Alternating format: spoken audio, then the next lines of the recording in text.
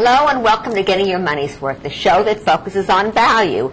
Our guest today is Liz Berney, tax attorney who's running for the first time for a congressional seat in Washington from Nassau County. And we're going to have fun today about getting your money's worth with politicians. Hi, Liz. Thanks for being on the show. Thank you so much for having me. Okay, so you're a tax attorney and you're running for a first-time office in Congress. Why do you want to be in Congress? Their approval rating is 18%. Actually, I think it's lower now. Maybe it's lower. Okay. Even lower. 18, but you're right. It's very low. It's 18% and going down. Why do you want to join? Why do you want to be part of a body that nobody likes? Well, that's exactly why I want to run, because I don't like my congressman, and like many of us don't like our congressmen, and I feel I can do a better job than he does. So you don't think you're getting your money's worth in how you're being represented? Oh, absolutely not. I mean, the congressman from my district has one of the absolute worst ratings in Congress on taxes and spending. Okay, well, let's go to taxes. You're a tax attorney. Most Americans pay, I don't know, 30, 35, maybe 40% of their income in taxes, federal taxes, isn't it? And most of us, if asked, don't think we're getting much for our money. What could you do as a new member, if elected, to change that? Okay. I just want to mention something that I started my career as a tax attorney, but in recent years I've worked in the securities fraud area. Right. And I just wanted to update the reader, the viewers on that. And but consumer products. That's part of my background. But you're a taxpayer. Absolutely. I mean, so what? I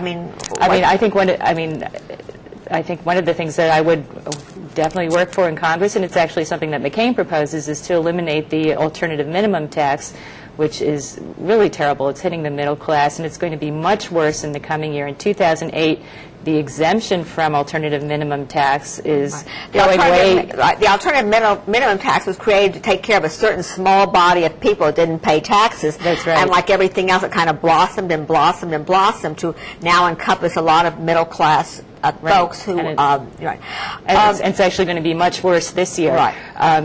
You're absolutely correct. It started out to tax the top 155 families in the country who weren't paying taxes, and now blossomed. And this year it's going to be the worst ever, because they're lowering the exemption from alternative minimum tax to $33,000 for an individual and $45,000 for a couple, and that's that means it's going to hit a lot of people. A lot of people. Okay. Let's go back to this Congress and its approval rating. What is it with politicians? You want to join that body, you must have thought about the personality of folks that get into Congress. What is it about politicians that seem to forget why they're elected and to whom they're responsible once they get there? I mean, what is the problem here that we have in this country? I don't really consider myself a politician. I consider myself very different. I consider myself a citizen who was never involved in politics previously, but like many people, have been watching from the sidelines and with disgust at what's going on, and I think the best reason anybody can have to run, and I would encourage other people to run who feel the way that I do, is if you have a congressman who you feel is not doing the proper job, I think it's up to all of us to get out there and I think it's your credential, but you don't consider yourself a politician. We're not too happy with the politicians. We're not too happy with the politicians we have. But even when honest people get elected, there must be a fever or something in the air or something up there that people smell, and they suddenly get to be self-serving. Well, I think it probably happens much more over time. I mean, I'm running against Congressman Ackerman. He's been there for 25 years, and that's way too long.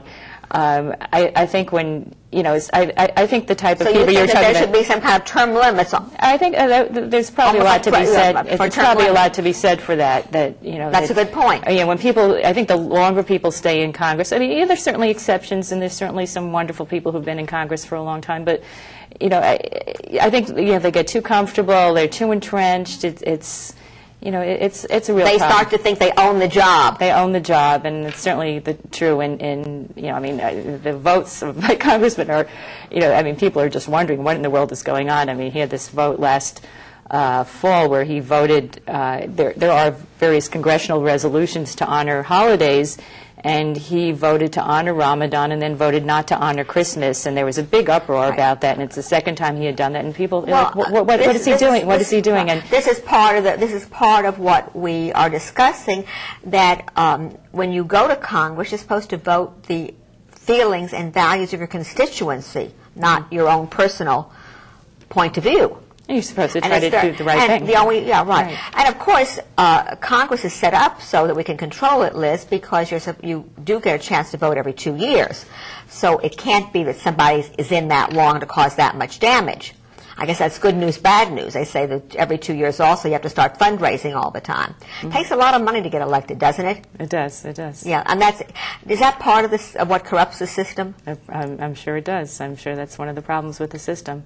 Right. But you know, it's it's very difficult. But you know, there are candidates who won with less money. You know, I have a huge team of volunteers who have been helping me. So you know, sometimes you can, you know, even if you're not as well funded as somebody else, you can rally a lot of the troops and around you, and you know, we.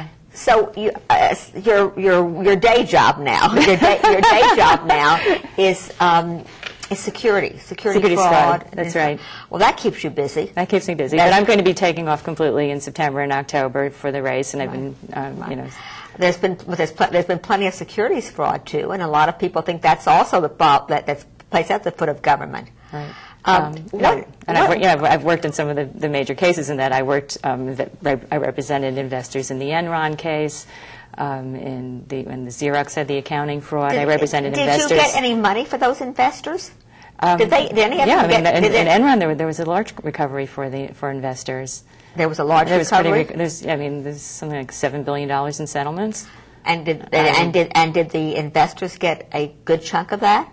I mean, it's, you know, the attorneys. I mean, the attorneys' fees, I think, in that were about 10%. So everything else goes to the investors. Well, hopefully, because generally speaking, sometimes that's not the case with these. Well, I mean, part of it is that those cases are so difficult to bring, and a lot of times the settlement pot is so small that people don't end up with that much. But they don't get much. What about this wave that we're seeing now of all these companies that are supposed to manage risk for others, and they can't seem to manage risk for themselves?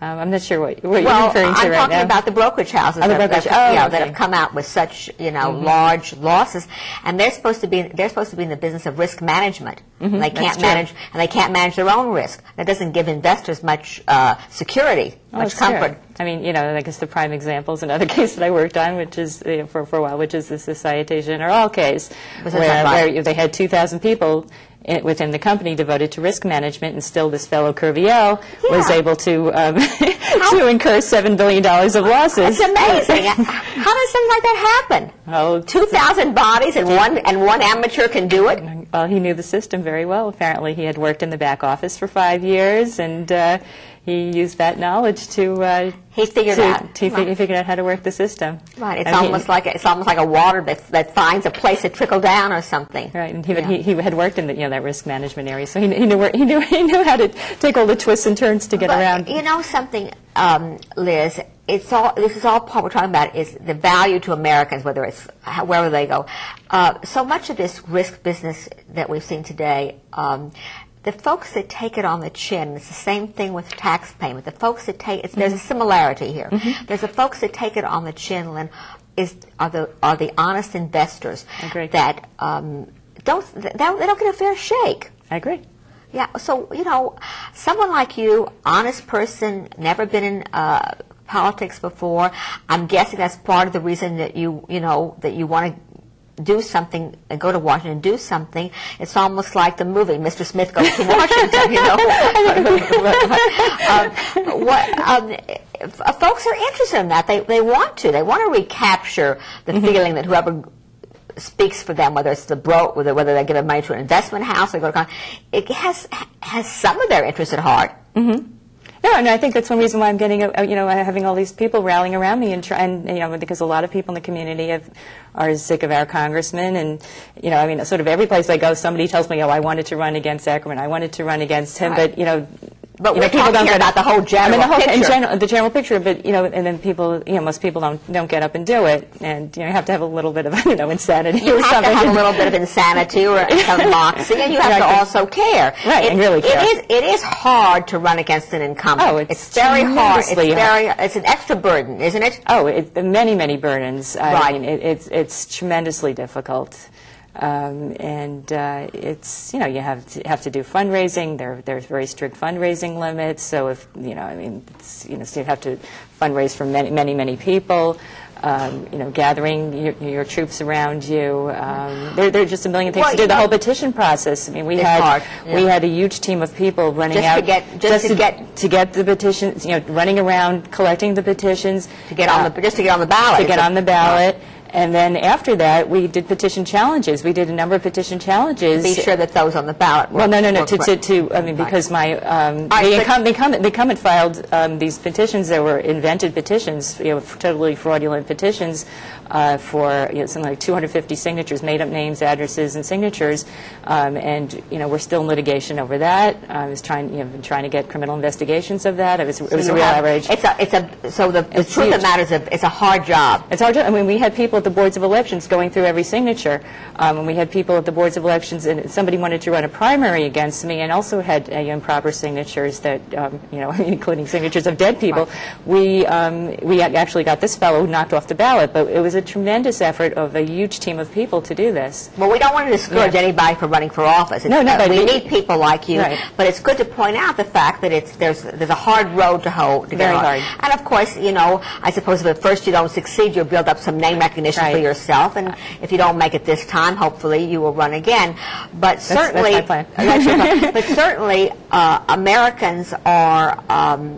I think there's been kind of a resurgence of that American spirit of wanting not to have the jaded, same old kind of politician in Washington speaking for them. They want to have an approach where people will be honest and almost like the straight talk, if you would. Right. Yeah, absolutely, and people who will investigate issues carefully, and that's part of my background. Also, what is the single biggest reason that people should vote for you?